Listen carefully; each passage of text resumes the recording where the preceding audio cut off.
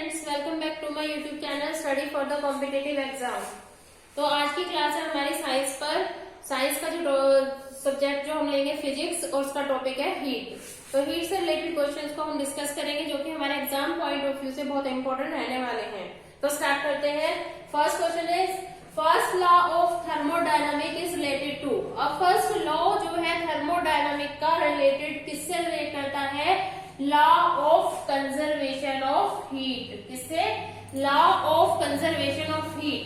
ठीक है, अब थर्मोडायनामिक का ध्यान रखना है। थर्मोडायनामिक हीट से रिलेट करता है और उसका फर्स्ट लॉ है किससे रिलेट है? Law of conservation of energy.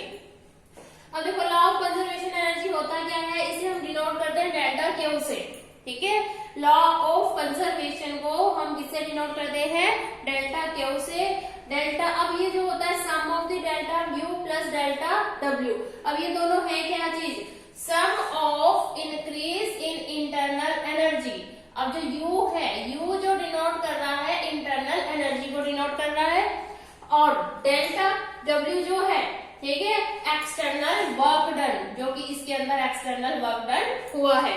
अब जो है law of conservation of energy किसके इक्वल होता है? Sum of increase in internal energy and external work done. समझ में आया?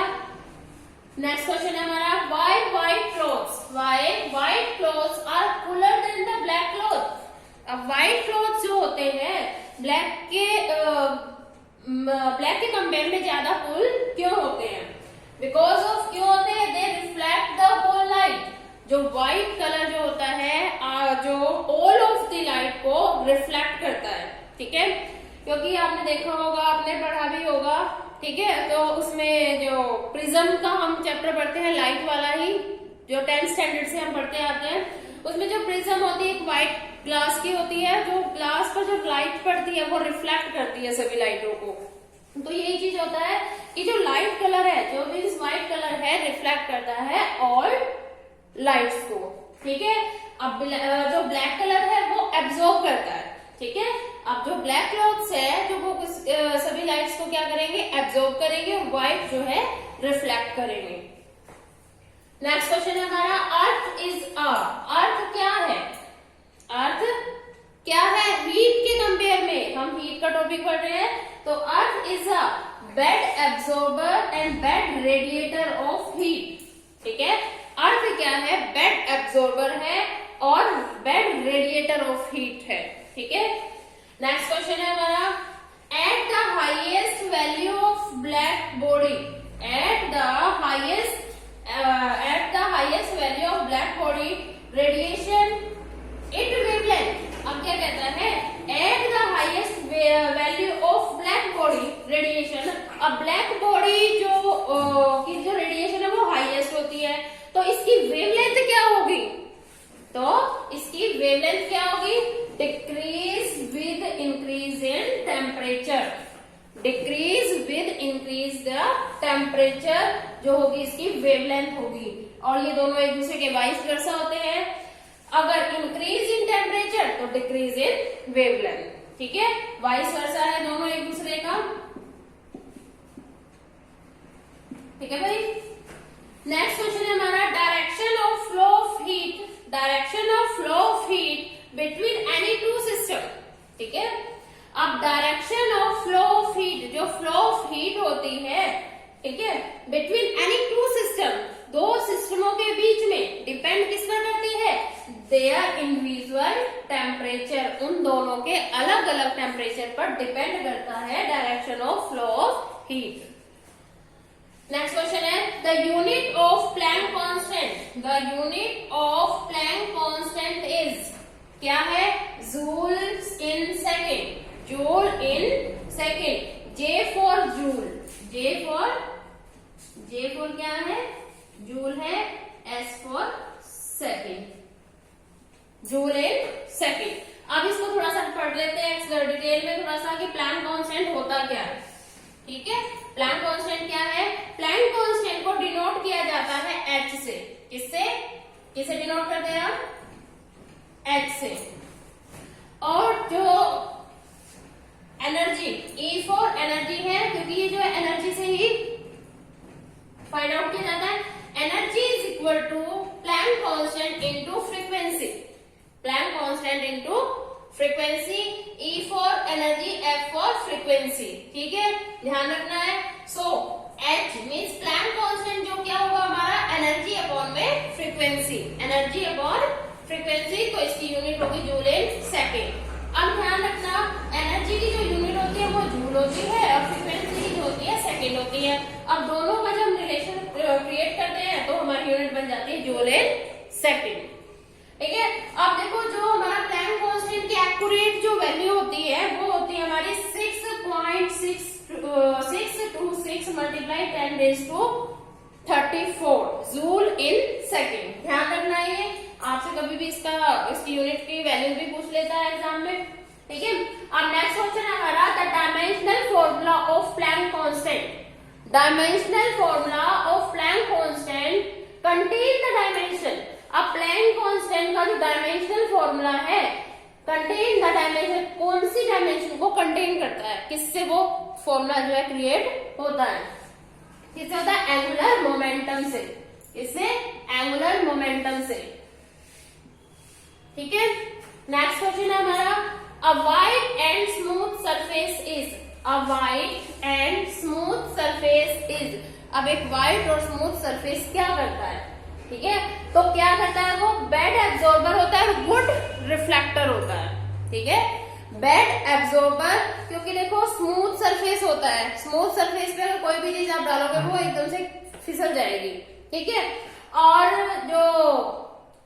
जो लाइट जिस पर पड़ेगी, स्मूथ सरफेस पर कोई भी लाइट पड़ेगी तो वो जल्दी से ज्यादा रिफ्लेक्ट होगी, तो यही ध्यान रखना है। तो वाइड एंड स्मूथ सरफेस जो होते हैं वो बेड एब्जॉर्बर होते हैं। एब्जॉर्ब कुछ भी नहीं करते बल्कि क्या करते हैं, रिफ्लेक्ट भी करते हैं।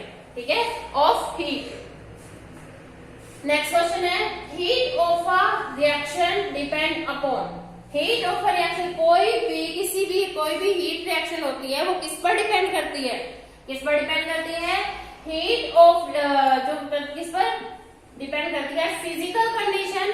ठीक है, physical condition of product, reactant, pressure and volume of the object. ठीक है, ध्यान रखना है कि हीट ऑफ रिएक्शन, कोई भी रिएक्शन जब हम कराते हैं वो किस चीज पर डिपेंड करती है, फिजिकल कंडीशन। फिजिकल कंडीशन से मतलब लिक्विड, सॉलिड और गैस कुछ भी हो सकता है। ठीक है, प्रोडक्ट, रिएक्टेंट, प्रेशर, वॉल्यूम। ठीक है, नेक्स्ट क्वेश्चन हमारा soldering. Soldering of two metal is possible due to the property. अब जो दो मेटल है, सोल्डरिंग का मतलब होता है एकजुट, मतलब इकट्ठा होना।